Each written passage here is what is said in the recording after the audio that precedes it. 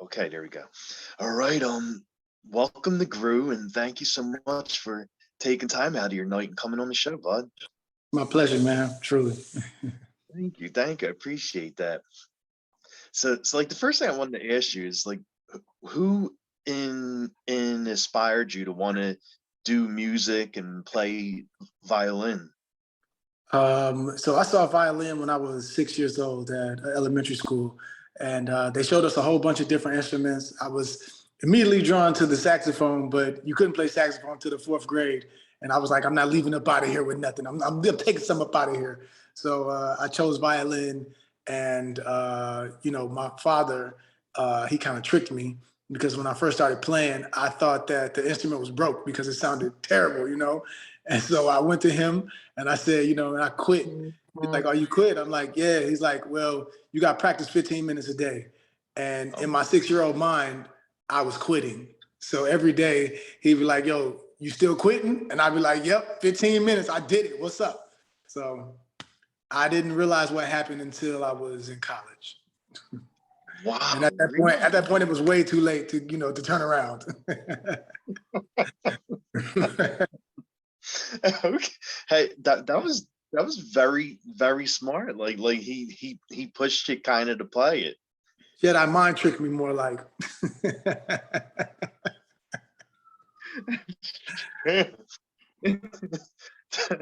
I was reading online, and it looks like you got like your start on MTV's making his band.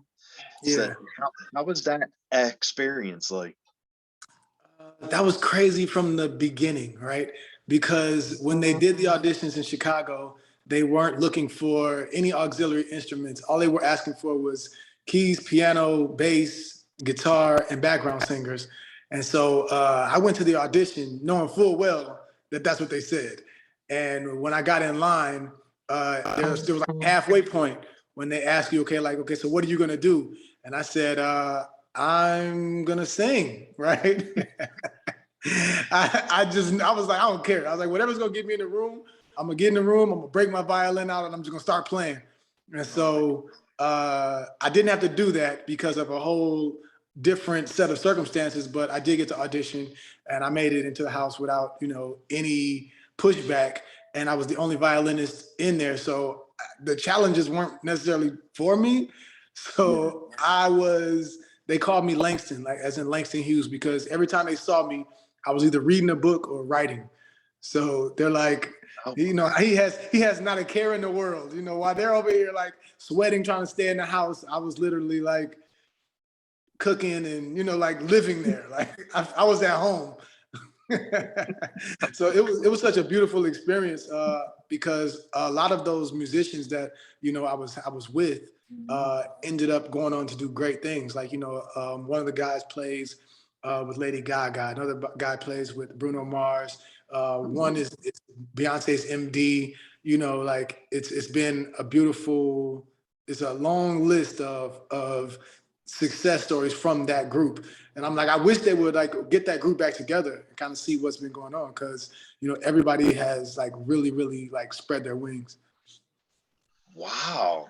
Hey, I mean, you never know if you talk to the right kind of people and give them that idea, they might want to see something again. Yeah, because it's a really dope thing to show like just because that didn't go where we thought it would, it didn't stop us. And it shows like what tenacity and patience and diligence and all those things look like in real time. And I don't think there's nothing else like that, that I know of where they would showcase musicians and what they ended up doing as a result of that show. Hey, I mean, you never know. You're talking about it now, and someone might hear it and say, you know what, he's on to something. Who knows? Who knows? That would be incredible. Oh, definitely, yeah, definitely. Yeah. So when you start making songs, what was the very first song you ever did?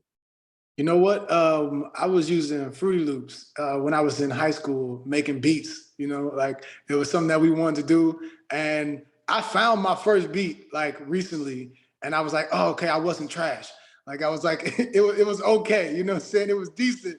It was decent for a first beat, you know what I'm saying? Like I've heard other people's first beat, Uh-huh. and you know what I'm saying, it sounded like it was made in a microwave. So I'm like, mine was decent, you know what I'm saying? So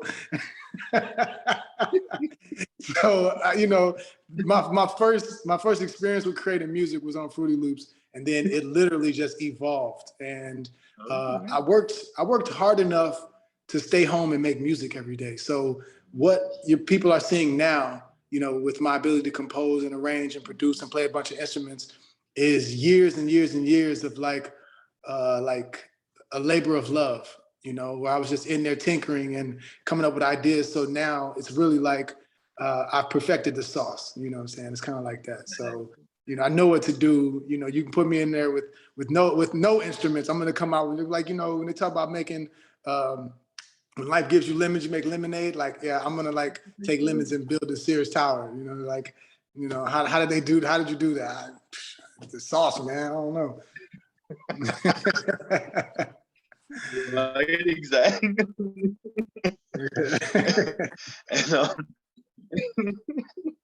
And out of out of all the songs you made and wrote and everything, like, there any song that means the most to you?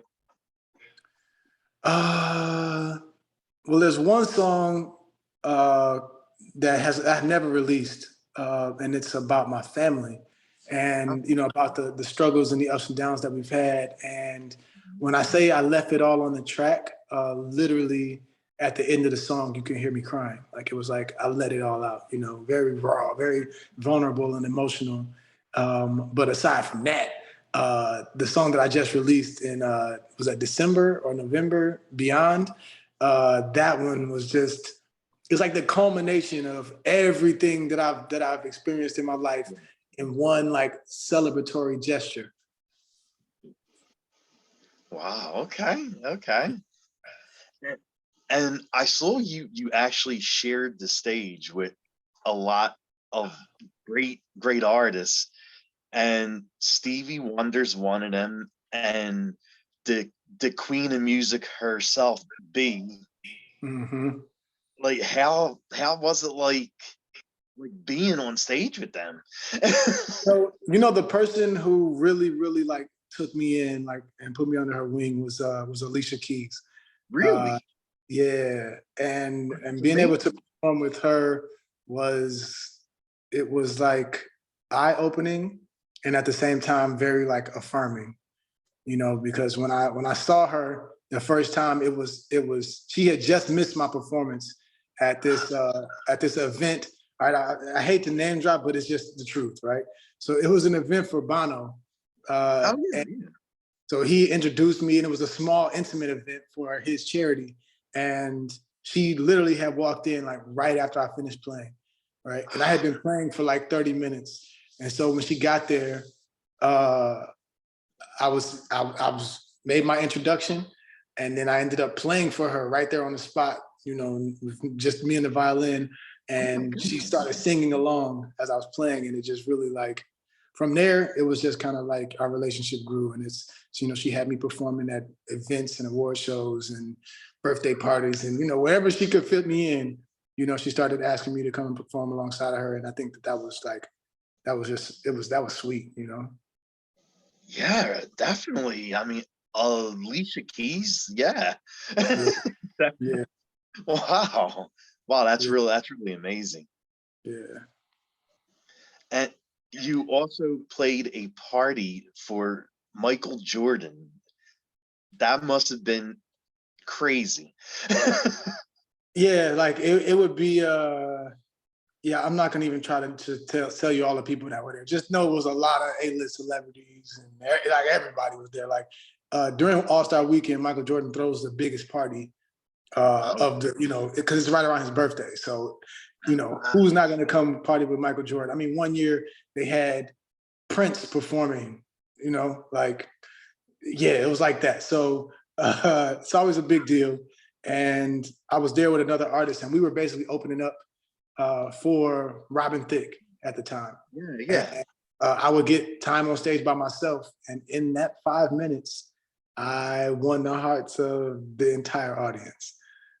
So like when Mike, when I got off stage, it was immediate. Everybody in the room knew that it was my night, and Mike, having right of first refusal, decided to, take me under his wing, so to speak. Yeah, so that opened the door for the rest of my career, basically. That one thing, it was like being knighted. It was like, this dude is good, and like, so with either by using his name and my attachment to his brand as a ambassador, or directly from his camp, I was able to, soar, so to speak. And it's even how the thing with Shinsuke came along. Yeah. Oh wow. Yeah. Damn. Okay. How did it feel to actually play live at one of the Cleveland Browns games? That was awesome, right? Because the fans there, like their fans they're like diehards, Oh yeah. but they're doing really well this season, which is good. And they won the night that I was there, and it was against the Bengals, so I'm like, Okay. that's a big deal that, that they won against the champs. So, Yeah, I'm like, definitely. good luck charm, maybe, bring me back, like. But yeah, being on the field, them giving me a custom jersey, playing with the little guy that was on the guitar, man, he was awesome. Yeah, little Max, man, dude is savant, just brilliant, brilliant, brilliant, brilliant. A masterpiece of a human being, even, like he is good, he's so good. Wow. And I'm a huge wrestling fan, so I wanted to know how everything came together for you doing some work for the WWE. Well, like I said, like the Jordan brand, they're very generous when it comes to the gifts that they give. Who doesn't want a fresh pair of Jordans? Like, come on. I So know, they have relationships all over the world. You know what I'm right? saying? Even in cartoon land. So people are always looking for opportunities to kind of like give back to them.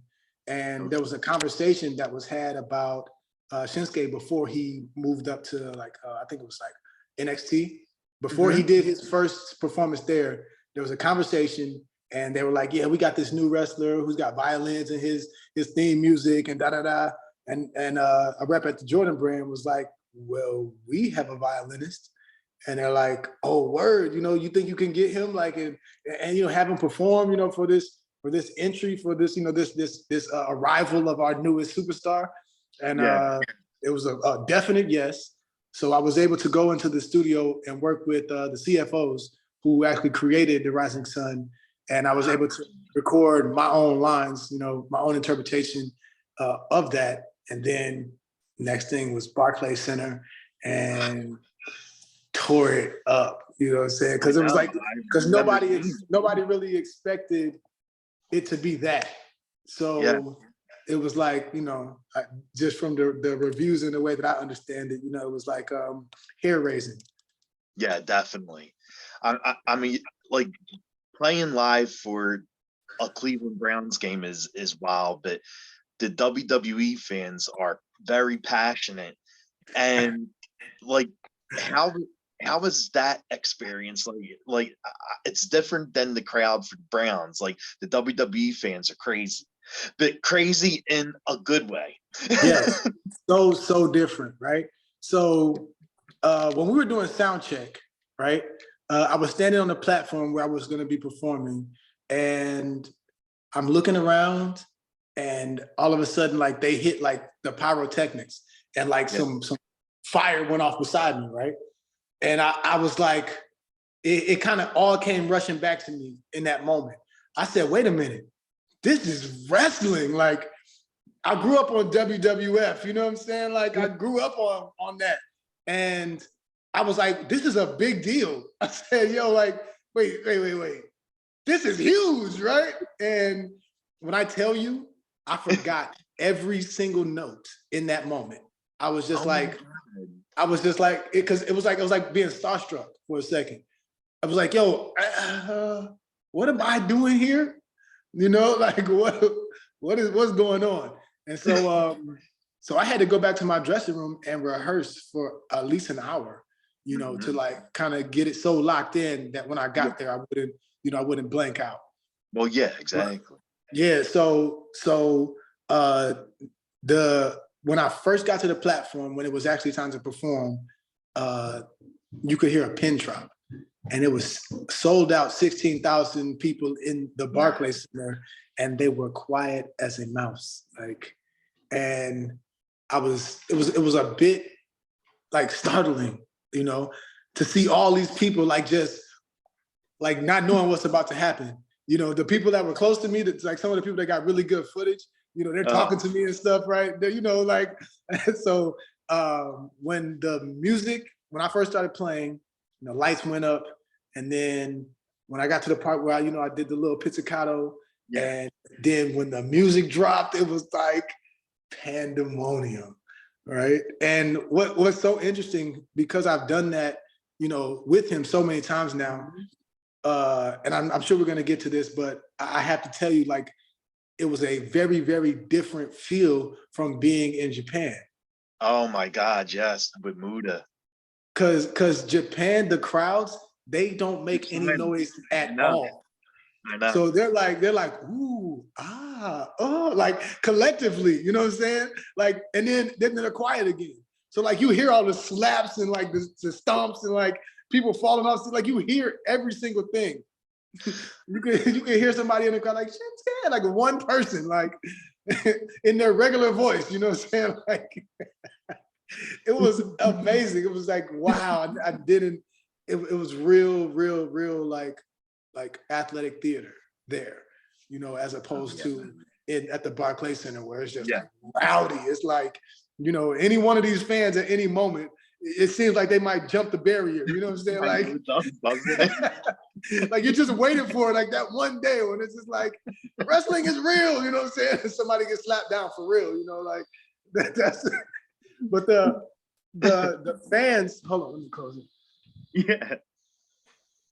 The other thing about the fans that I love so much was that after that performance, I was staying, you know, in downtown Brooklyn. Yeah. And when I went out to go and just, you know, do regular things like go and get food or stuff like that, you know, they had taken over Brooklyn. Like it was a takeover. Oh, yeah. NXT takeover, it was a takeover. They had taken over Brooklyn. There were podcasts and people everywhere. And I remember I went in this bar and I'm just chilling, like I'm just doing me. And my friend was like, yo, I think these are all wrestling fans, right? And so she goes to the dude who's announcing with the podcast and says, hey, the violinist from last night is here. And he was like, yo, like he went crazy because I didn't know at that moment how impactful that entrance was. Oh my God, that was amazing. That was amazing. I didn't know. It had been so long since I had watched wrestling. I mean, like I said, I grew up on it. And so when they started singing, they're like, oh, like everybody's getting pictures. And I was like, yo, like I felt like a superstar for, you know, for like 3 or 4 days. Like I couldn't go anywhere. It was like, yo, it's the guy. Yeah, it was sweet, man. It was sweet. So I definitely love wrestling fans and the joy that they have. You know, I mean, of course they're passionate, but they're happy. They're very sweet people. You know what I'm saying? Definitely. I love it, man. I love it. Like the love that I got on social media and across all the other platforms, you know, has been like something that I definitely cherish. You know. Oh wow. Oh my God. I could only imagine that feeling. It's like an all-time high. And out of all the theme songs, Shinsuke Nakamura is one of my favorite. Like I just love that. Like and then when you were playing that live, it gave me chills. Like it was so good, like hearing you play the song while Shinsuke's coming out, and then you know in Japanese culture, they Wow. bow. And when Yeah. you and Shinsuke bowed with the violin playing, like, oh my God, like that was iconic. It definitely was. Yeah, I mean, I think the coolest thing to see was like somebody had made action figures.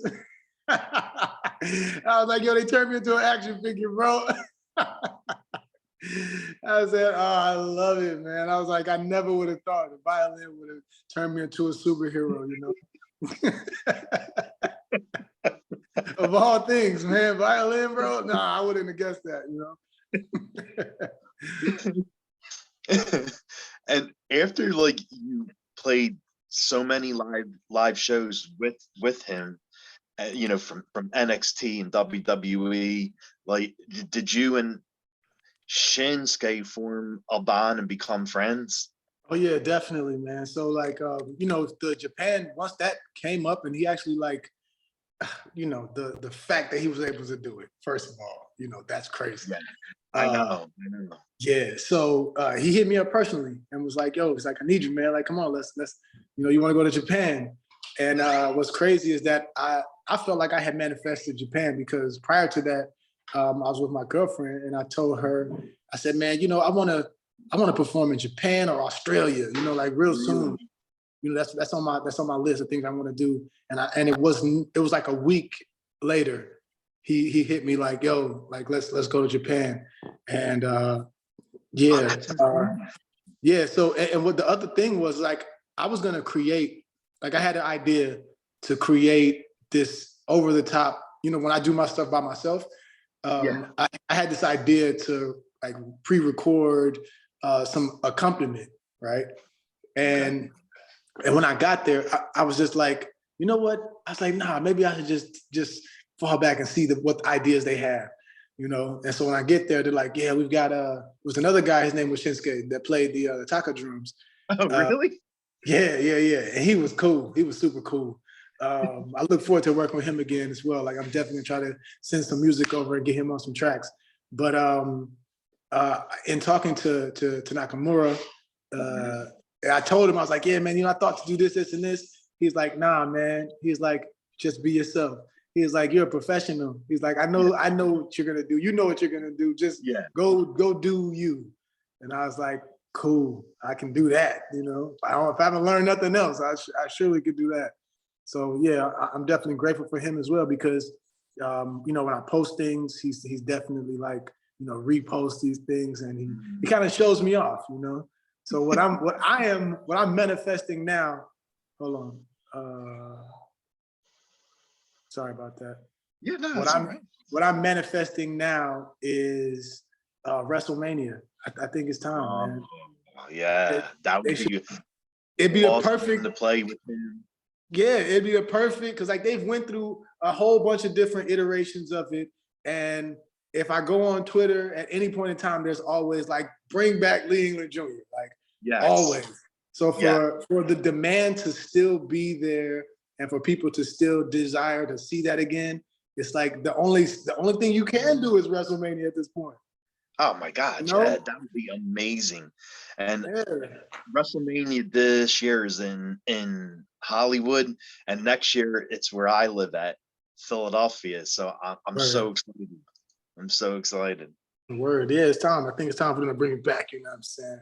Oh, yeah, definitely, definitely. I didn't even realize how long it had been. You know what I'm saying? I'm like, I didn't grew my hair since then. You know what I'm saying? I'm like, bruh, like I grew my hair like a lot. You know what I'm saying? Like, yeah, I had a little fro back then. You know, it was real short. So I'm like, it has been a while. You know, yeah, I think that would be a great Definitely, opportunity again to be definitely. on stage and perform with him because you know he's such a performer. Oh my God, yeah, he's hands down like one of my newer favorite wrestlers, and Yeah, like that trip to Japan, my all-time favorite Japanese wrestler of all time is the Great Muta. Like yeah, I grew up with Muta, watching him against Sting and Ric Flair and Terry Funk, yeah. and oh my God, and Shinsuke is part of one of Muda's final matches, and I watched it. It was an amazing match. So Mhm. how did it feel to actually be there with the great Muda and Shinsuke? Like, oh my god, like that's like a Um, dream.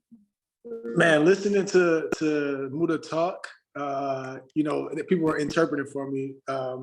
But it's like he's just such a he's such a, how do you say, a prominent figure.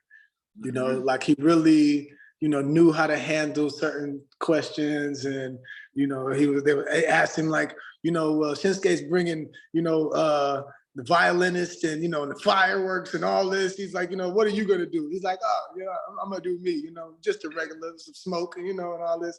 But it was definitely you could feel the love in the building that everybody had, especially for Great Muda, and then for Shinsuke to come and honor him like that. I really felt like, you know, grateful to be a part of the legacy. And, you know, when people think of it, they will think of that match, Oh you know. yeah. And so to be there and to be able to, you know, tell my kids, hey, you know, I was there, I did that too, you know, like, let's go back to Japan, you know. So yeah, it's the culture over there is so polite, you know. I'll Oh say, yeah, you could definitely tell that. yeah, they're very polite, and it's like they don't ever really want to inconvenience anyone else. So if that means like they don't even have trash cans on the streets, so they like take their trash Really? home. Yes, no trash on Oh, the. There's cool. also no trash on the streets. Well, in the part that I was at, when I went to Shibuya for New Year's, Yeah. it was like Times Square. Like Yeah, it was lit. really. But then outside of the Shibuya crossing, where every like that central part, Yeah. everything else was kind of like you could tell that they just take care of one another. You know, like they care about their environment. They care. Everything is high quality. I mean, like we got into the taxi cabs over there, and I mean, not a speck out of place. Like no Really. fingerprints nowhere. Yeah, it was just like, yeah, for a while, I was like, I felt so out of place, you know what I'm saying? But I understood, you know what I'm saying? I found myself like, okay, so when do you use chopsticks? You know, like, you know, it was a lot, man. The food was awesome, uh, and yeah, I mean, I definitely had a great time, even when I was over there. So I ended up street performing with this guy I named saw that on your page. That must have been awesome. what? So we went to the Meijing Shrine while we were there, and had no idea that from the New Year's Eve till about the 5th, uh, about 3 million Japanese people go there to give thanks for the previous year and ask for blessings for the next year. So we went there trying to get some footage, you know, just in front of some like traditional Japanese architecture, and ended up, you know, Mhm. praying for blessings for the next year. So I still had my violin, and you know, we were looking for some place to like get some footage, and ended up back by Shinjuku Station where we ran into Violin Shogo, and he was so gracious. He was like, I know who you are. And I was like, I showed him a video. He's like, I know who you are. He started playing the theme song to me. I said, oh my God, this is dope. So ended up just performing with him, and you know, like I'm gonna continue to build a relationship with him because he's a really big deal in Japan. You know, the I guy know. that, I know. I saw yeah, that. I'm Yeah. like, well, I'm like, I looked at him and I'm like, I think I look at him the way that people look at me when they see me street performing sometimes, and it's just like, what are you doing out here? You know, but it's that's where the love is. You know, that's where you really show like, yo, I love this, and I'm gonna bring it straight to the people. So it's always a grassroots, straight to the people kind of a thing. It's like it cuts out the middlemen always. Wow. And yeah, You know, that's one of my goals is to go there just to visit it, like To- Tokyo and all other parts of J- Japan. That's always been like a dream of mine to go there, especially being a big wrestling fan. Like I love New Japan Pro Wrestling and Noah, and yeah, I mean, I know like the great Kabuki. He has a bar out there. He was like one of the all-time legends for wrestling, and word, it just seems like a great time. word, word, word. Well, hey, I actually gotta run out. I got sound check I gotta get to. That's right. That's right. Well, definitely thank you for taking time out of your. I didn't realize. I know I said a half hour and we went a little over, so It's okay. I apologize for that. If the demand is there, I'll come back. You know what I'm saying? No problem. Definitely, No problem. definitely, man. Well, definitely have a wonderful show, and thank you again for coming on. It's my pleasure, man. Anytime. All right. Thanks, buddy. All right, brother. Later. Peace.